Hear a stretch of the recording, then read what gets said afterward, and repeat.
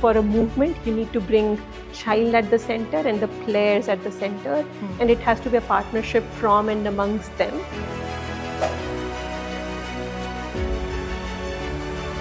Hello and welcome to Up Close and Personal at InvoKid Studio. My name is Rhea Mendiratta and I'm very excited to dive deep into education, equity and leadership with you today. I have Ms. Nita Agarwal with me. Nita manages India operations of Porticus. Porticus is a global philanthropic organization that supports initiatives for social justice and systemic change. Nita, it's a pleasure to have you here today. Thanks for joining us. Yeah, my pleasure too. Thanks. I want to start by asking, how do you ensure as a philanthropic organization that you're staying abreast of the changes, the evolution of the education sector and supporting the fundraising needs of the CSOs in the sector? How do you stay abreast? How do you adapt as an organization? Yeah, great question. I think for us, there are two key strategies. One, being a global organization, also having presence in India, I think we see trends at two levels. So one is more at India level where me and my colleagues, Brinda and Philip, we all engage together on just looking at what's happening. We all come from local context. Particularly, for example, for me, I come from education sector myself. So you understand the space. Right. Also from practitioner organization side, I myself have been trained teacher and then been in this space now for 18 years. So you've seen the space. So I think that's one level of how you know the sector, and the other is just at a global level in terms of what are the conversations happening at philanthropic level. So I think, and that's a great combination of bringing like global oversight and global ambitions along with local intelligence and just local sense making. So I think that's the balance that we try to frame. Of course, there are global strategies that we are part of, and for education, which we internally call as building future generation sector. There's a global strategy, but again, it's fairly wide and allows for contextual interpretations to happen. I think as a philanthropy, we've got a very strong focus on whole child development and focusing on non-academic skills. So looking at social emotional learning skills, resilience, and other similar skills. So that's the expertise that we bring around. I think, like you said, the system is changing rapidly, and the environment is fairly volatile, fairly intuitive as well. So just kind of marrying those ambitions together. I think a couple of approaches that enable us to do this more consciously is, within our work, what we're trying to do is allow for more meaningful participation to happen. And what it means for us is, how do you bring communities and partners and players in the decision making and strategy work? So not just at a design stage, but also in the implementation and evaluation stages. I think by bringing more people on the table, you also diversify what you hear, how you hear, the trends also. So that's another level of, how do we sense make, how do we broaden our own worldviews. The other is more on just from equity lens and inclusion lens. I think that's a theme that's very close to our heart as a philanthropy. So just trying to accentuate that, and again, that ties to meaningful participation closely. When you bring people together, how do you bring issues of equity in that conversation? So we do want to see our work from lens of equity and bringing diverse people together. I also should call out, being a funder, I think it's hard to maneuver various voices, and I think therefore you need strong facilitation. Facilitation that allows for divergent viewpoints to come together and build it together, not necessarily from a funding space, but to say what is needed from an ecosystem lens. Just being conscious of our role being a convener and platform to some extent, and then allowing partners to engage and create something more together. That's been our focus. Thank you for sharing that. I think my next question is basically, you've started me off on it, but I want to learn what it takes to get a diverse group of people together to work on something. So you've already touched on this a little bit, that you at Porticus you're able to bring all of these voices together and support you in your work. But what are some challenges you face in that? And of course, there's richness and diversity, but what are some challenges you face and how do you tackle those challenges? Yeah, I would say we are still early on that journey. Each day trying to make it better and wider. Of course, just learning from others in terms of how they are doing. I think bringing people together is hard. I think just to ensure that it's also useful for everybody. Being clear on where we are convening and where we are co-creating, because I think partners and organizations also expect, when we are engaging, what outcomes are we expecting. So I think just being clear on why are we calling them, what's the objective, where do we go from there, and there's a strong process in enabling those conversations. I think the other is, I feel like the sector overall is just picking up in wearing multiple hats at the same time.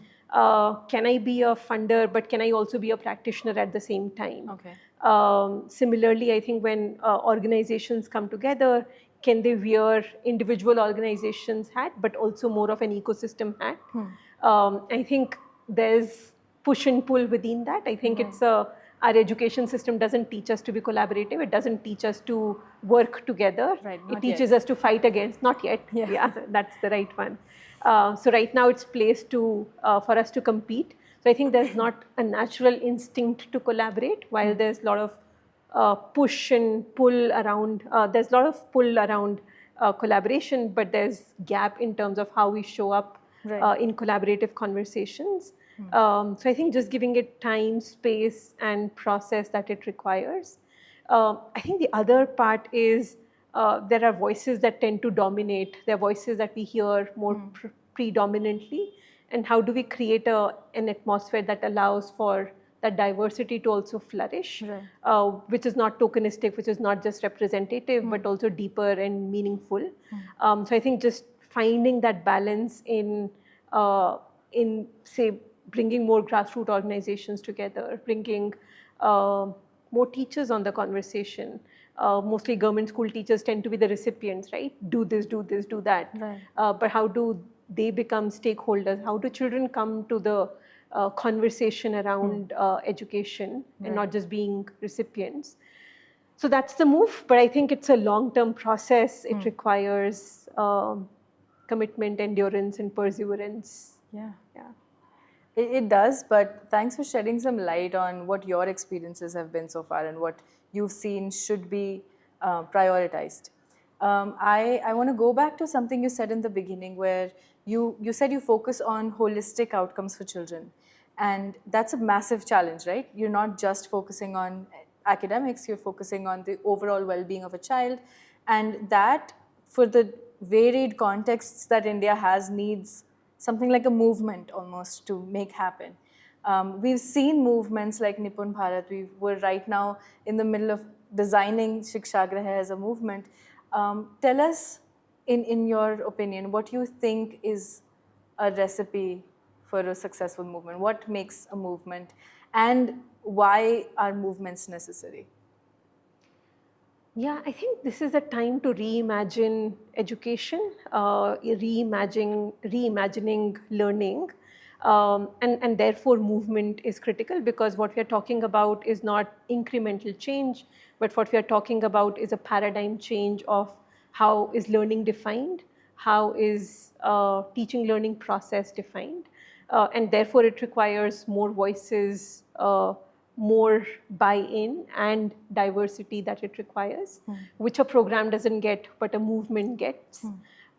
Movements are agile, movement adapt, and that's what's needed, because when you're reimagining, there will be a response to that reimagination, and you need to tweak, you need to change. So clearly movement is the response. I think how can we drive this? Again, there are a couple of things. One is, I think it has to be based on keeping child at the center. And when I say child at the center, recognizing the intersectionality that child brings in.